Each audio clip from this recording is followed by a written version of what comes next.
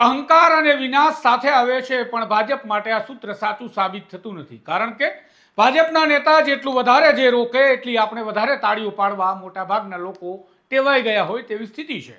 અને પરિણામે આંકલાઓમાં જ્યારે સાંસદ મિતેશ પટેલ મંચ પરથી ગેરબંધારણીય અને ધમકીભરી વાત ચૂંટણી પ્રચારમાં કરી રહ્યા હતા, અને છતાં પણ લોકો સામે બેસીને તાળીઓ પાડી રહ્યા હતા.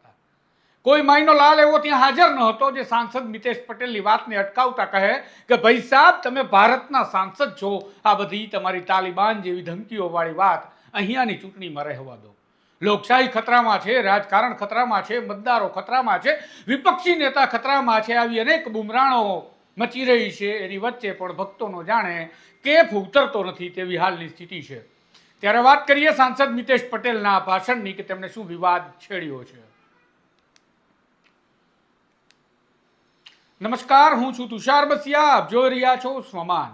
ગુજરાતની સ્થાનિક ચૂંટણી ચાલી રહી છે ત્યારે આંકલા વિસ્તારમાં એક જાહેર સભામાં સાંસદ મિતેશ પટેલ ભાષણ આપી રહ્યા હતા.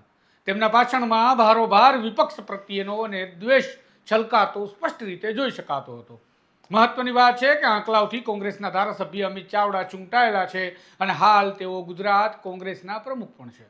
અને ત્યાંથી ભાજપના સાંસદ મિતેશ પટેલ જાણે મતદારોને ધમકી આપી રહ્યા હોય તેમ ચૂંટણી પ્રચારમાં કહેતા જોવા મળ્યા કે જો જિલ્લા તાલુકા પંચાયતની એક પણ બેઠક પર કોંગ્રેસ જીતશે તો તેને આપણે એક પણ રૂપિયો ગ્રાન્ટમાં નહીં આપીએ.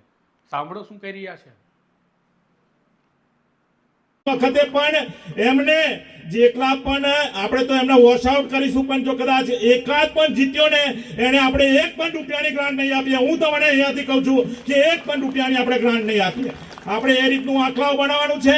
આપણા ડેપ્યુટી સીએમ સાહેબ આવ્યા છે અને આપણે બધાને જે પ્રમાણેનું આંકડાઓ જોઈતું હશે એ પ્રમાણેનું આંકડાઓ બનાવી આપશે.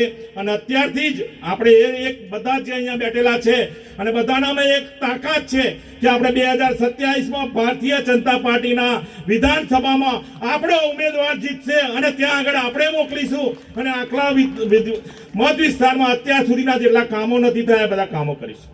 સાહેબ,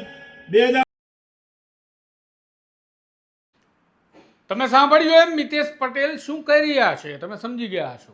જોકે મિતેશ પટેલે આ ભાષણ બાદ એક ન્યૂઝ ચેનલ પર ટેલિફોનિક વાત કરતા જણાવ્યું હતું કે મારો કહેવાનો મતલબ એવો ન હતો, મારી આખી વાતને સમજો અને સાંભળો. પરંતુ પાગલ માણસ પણ સમજી શકે એટલી સ્પષ્ટ વાત છે કે તેમણે સ્પષ્ટ રીતે કહ્યું છે કે એક પણ રૂપિયો ગ્રાન્ટ નહીં આપીશું. તમારું શું માનવું છે? સાંસદ મિતેશ પટેલનું આ ભાષણ અને તેના શબ્દ યોગ્ય છે ખરા? શું મતદારોમાં ભયનો માહોલ પેદા ન થાય તેવી વાત નથી આ?